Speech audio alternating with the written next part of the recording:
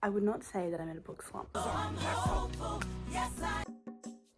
Welcome to my mood reading of the month series. So I have a chai latte.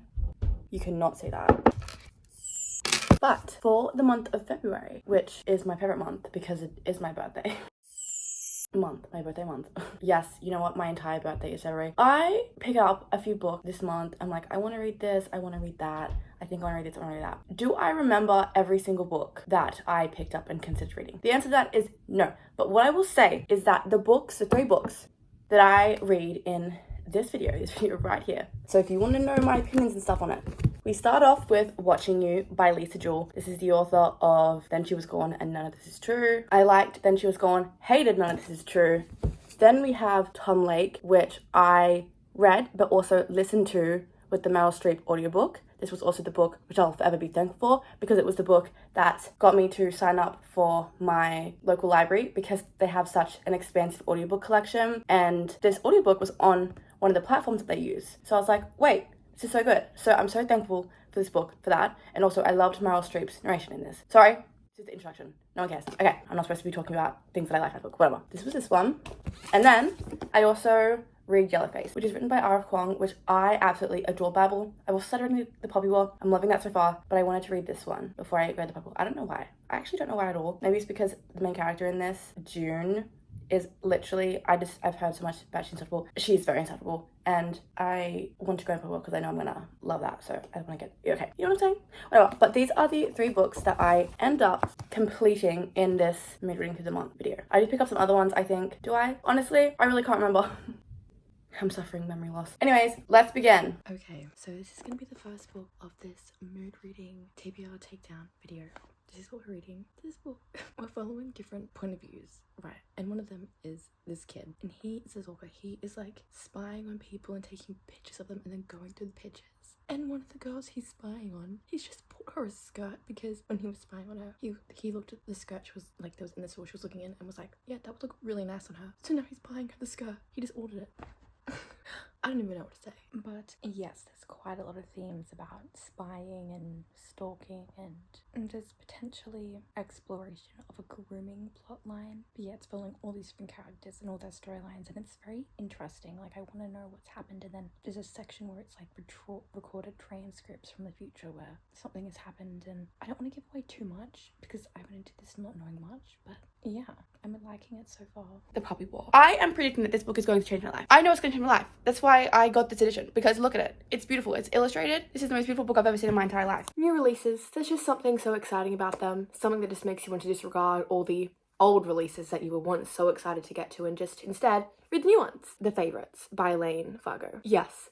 This is a tissue. I'm 20 pages in. Called The Lamb. A folk tale, a horror story, a love story, an enchantment. It's about Margot and Mama. I forgot that I was reading this book. Every single one of them has been scrubbed down and disinfected, and now they're all clean. This book is quite long, and I don't know. I definitely needed a lot of the audiobook to help me get through some parts. I'm reading it now, but there was a period of time where I definitely needed the audiobook to help me get through this, and honestly, it is so painfully predictable and obvious. However, I feel like that's just how Lisa Jewell does it. It's more like you know what's going to happen, and it's just how everything is pieced together, because there's nothing like crazy. Like, it's so obvious from the very beginning what was going to happen and all that. So in that sense, like, it's not like you're reading it like like, no. I feel like it's just about the characters and experiencing them and seeing how they piece everything together and how it all comes to be about. I feel like that's how her books are written. But yeah, this book is quite long, and I mean, I get it, but I will admit, there are some parts where I'm just like, okay, come on now.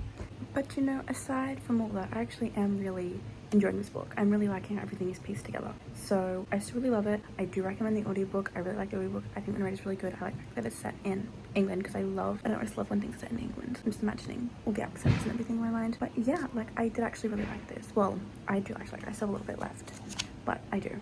This book definitely makes up for my intense dislike of the last Lisa Jewell I read. I have finished this book at the ending in like the kind of, like a nice touch to the book. I don't know what I'm going to rate this. I don't think I'm going to rate it, but you know what? I'm glad I read it.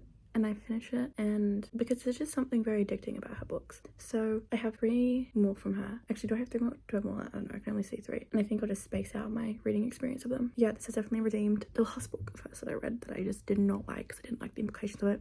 Even this book, there was sometimes it's like, hang on a second, is this trying to imply what I think? But then it didn't, so that's fine. But okay, that's that. Bye. I'm going to read Teddy now, and can I just say, why do I feel like I'm kind of matching the cover a little bit? I have red nails, she's got red lipstick, I've got red. Do I need to buy red lipstick? There is just way too many books and not enough time. And tomorrow is Valentine's Day, and so I'm feeling like maybe I should read some romances, but then I don't want to. You know, so I don't know, I'm just feeling, or should I just read red books? You know, like this is red and matches what I'm wearing. I don't know what I want to read, because then every single time I think, oh, I want to read this, then I see something else and I'm like, but I want to read that. There are so many books that I want to read, and that is such a first world problem to have. There are so many books I want to read. Okay, I kind of want to read this. I kind of want to read one. Hang on, bear with me here, because there's also another one of her books that I think I want to read. Also, how cute are my pajamas? They're Valentine's Day. Alright, so we have this one here. This is called Murder Road, and I kind of want to read this one. I don't know. Or maybe I want to read... Oh my god, or maybe I want to read an Annabelle Monaghan book. What should I read? I don't know, guys. I don't know. Oh, there's a book called The Boyfriend by Freida McFadden that's like red. And I don't know.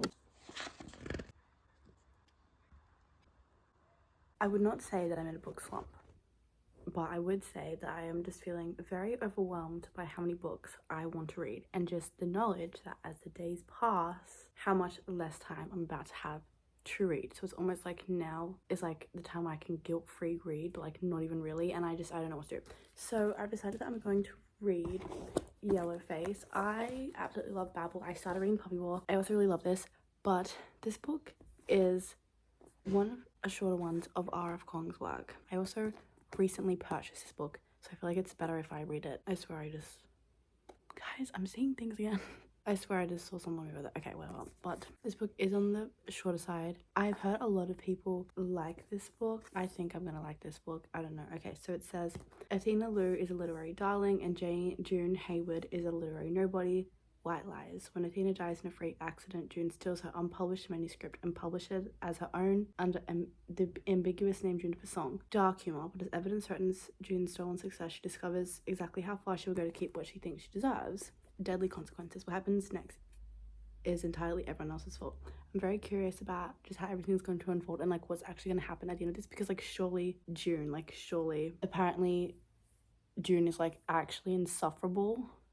And I don't know, right now I think I'm in the mood to have a hateable main character. This is the front, and then it has yellow face, and then it says it's a noun, and it's the practice of wearing makeup to imitate an East Asian person. This practice is generally regarded as offensive. So I'm just going to read this. Now I'm going to start reading this, and I guess I will update you. I like the front. We should read the first page together. Okay, the first sentence. The night I watch Athena Liu die, we're celebrating her TV deal with Netflix. I like that starting sentence. Okay, so I'm going to start reading this, and I guess I will just, update you about what I think about it, but I'm really excited to get to this.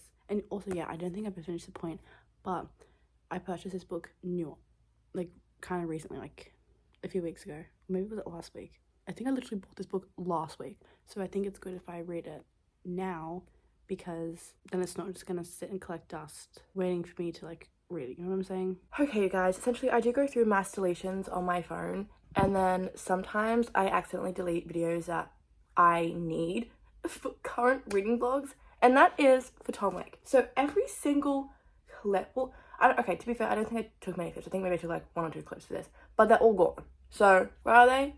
In the bin. But like when I checked the bin, they were already gone. So we're just gonna do a little like review style for this one, because don't even know what it is. Okay, so lucky for me, I wrote down some thoughts, and I hadn't deleted the thoughts yet, because I wrote them down on my notes and I transferred them to my laptop. I haven't deleted them from here yet. So okay, let me just stop talking and talk about Tom Lake. Okay, so the book begins with this girl named Laura, and she is assisting in an audition process for a play. Here, she watches all of these women audition for the starring role of Emily. And essentially she's like, I can do a better job than all of them. They're not portraying her the way that she should be portrayed. So she tries out, and thus her quite short acting endeavors begin. In the present day, Laura, who dropped the U, so basically she now goes by Laura. She's no longer Laura anymore. She goes into her acting journey and is telling the story of her endeavors to her 3 daughters on this cherry orchid farm during the pandemic. Now, they're really not that heavy-handed with the pandemic and with COVID, so I don't actually mind. It's really, like, for example, I read another book and there was just constant talking about Zoom meetings and masks and hand washing, and it was just constantly throughout every single aspect of the book, and I was just like, why? But this one, it was just kind of like, they talked, like, briefly, like, oh, you know, what's happening in the world right now, blah, blah, blah. And honestly, I really liked the fact that it was set on an orchid farm, a cherry orchid farm, because it's kind of like away from everything. It was very picturesque and very beautiful, the landscape. For example, like, if the pandemic aspect, because, okay, one of the main reasons why I didn't pick up this book sooner was because I found out that it was, you know, during the pandemic, but it wasn't insufferably done. If it was insufferably done, I would be like, don't read it. But if you don't like any mention of that, but it's really not done badly at all. So basically, in Lara's past life, we see, you know, the plays, the acting. She has very interesting romances. So, you know, for example, it's a love story between her and an actor, and he then becomes a famous star. There's also friendships and betrayals. The story about the past is pretty interesting. And there is, like, I don't think the intention was to be sad, but honestly, when I was reading the past, I was kind of, well, and listening as well, because I was reading and listening, I was, you know, just feeling this kind of sadness about the past. This kind of almost, not longing, just like, I don't know, it's just sadness. And I don't think that was the intention, but it was like, wow, I just feel quite sad. Like, it wasn't like I was like, but I just felt like this kind of like wisp of sadness, if you will. And also, there's a character in this book, his name is Duke. I have very mixed feelings about him, so if you also read this book and you have mixed feelings about him, let's discuss, because, okay. So I said this. The story of the past is hosted by discussions of the present and the goings on in the farm, like the cherry picking and snips of the daughters' lives, and I like that. I did actually like that, and I do wish we kind of got a little bit more about the daughters, but I understand that's, like, the daughters were not the purpose of this. It was, you know, her past life. Meryl Streep, she slayed the audio, and she definitely added to my enjoyment. There is this sort of air of nostalgia for the past, or maybe I guess it's just when you were younger. And also it's like how choices you make lead you to the place where you're meant to be, even if other people think otherwise, which I thought was, I really liked how this was done, because obviously Laura's acting career is quite short, and her daughters are like, you could have persevered, like, you could have kept going. And she's like, yeah, but I didn't, and I'm here, and I love where I am. And one of the daughters is particularly like, why would you do that? You had all this, and you could have gone to be, like, a massive movie star, and you didn't, you know? And I thought that was, like, really interesting, because, yeah, I just thought that was very interesting, because, yeah, it's like, the choices you make lead you to, like, where you're supposed to be, even if other people don't think. And also, I definitely think there was definitely, like, a slice of life kind of vibe to this book. I could visualize it so well. There's a strong focus on family. It's, like, very cozy. It's, like, basically you're being told a bedtime story, and you know everything is going to be okay. And it's, like, you're in a cutesy cabin, and it's storming outside, and there's a fire, and just everyone's together. And, like, that's kind of the vibe that I kind of felt when I was reading this book. Like, it's not like I'm reading this book and thinking, okay, something treacherous is going to happen. My heart wasn't pounding. It was just kind of like, oh, this is the story. It was very, like, smooth sailing, you know? Everything will be fine. I did feel as though something was missing a little tiny bit. What that was, I don't know, but I just felt like there was just something just, like, a little tiny bit missing. It was quite simple, and it had a very concise storyline. I do feel as though the characters were watered down a little teensy bit, and I feel like they could have had more, like, life, but also, yeah. There are so many beautiful lines in this book. I definitely feel like if I was to reread this, I would definitely be annotating quite a lot, because I do quite like the writing style. I would say that there has never been such a beautiful day, but I say that all the time, because this is the thing about youth. You change your mind. I need to remember that. It's okay for me to change my mind. I have to, like, just think about one thing and just never. Yeah, so basically the play at the beginning is the Our Town play, and it's kind of like constantly going back to, like, the whole point is, you know, Emily is that there are so many, okay, not the whole entire point, but there is, like, a part of the book where it's like, okay, the women, they kind of cling to the role of Emily, but then when they get too old, they can't play her anymore, and it's like growing up and, like, everything. It's a real play. I have no idea what it is. If this novel has a goal, it is to turn the reader back to Our Town. I don't know what Our Town is, so I guess maybe if I knew that, I would be like, oh, wow, I get this, but no, I don't even know what that is. Maybe one time I'll read it, I don't know. In the end, I'm settling on, like, a 3.5 to 4 stars, maybe, like, a 3.75. I don't know, it just didn't, like, fully give me that 4-star thing. But I will definitely, you know, not be, like, opposed to reading from this author again. But yeah, that's what my review is for, yeah, because I just don't have any other footage. So, oh, whoops, this is all we got. Okay. I finished Yellowface and I really liked it. There was a brief mention of translation and it was like, translation is betrayal. And I was like, babble. June was like a very insufferable character. And just the way she was trying to like rationalize things, like she was so concerned about being exposed, and it's like, well, if you were so concerned about being exposed, you should have never stole it in the first place. But yeah, I think it's definitely in like the 3 to 4 star range, whereas for me Babel was just like it was just on a different level. I found it very interesting. It was very fast paced and I just wanted to know like what was happening, and I was like wait, what does this mean, like what's going on here? But yeah, but I loved the exploration into the publishing industry, and I loved the way racism was explored and like racism within the publishing industry. And now I'm going to do a spoiler section for that book, so I'm about to spoil it and have a discussion about it. So if you don't want to hear that, I would highly recommend you click off now. But thank you so much for watching. I'll see you in the next one. But I'm going to give you like 5 seconds. Spoilers start coming on. 5, 4, 3, 2. Wait, have I forgotten how to count?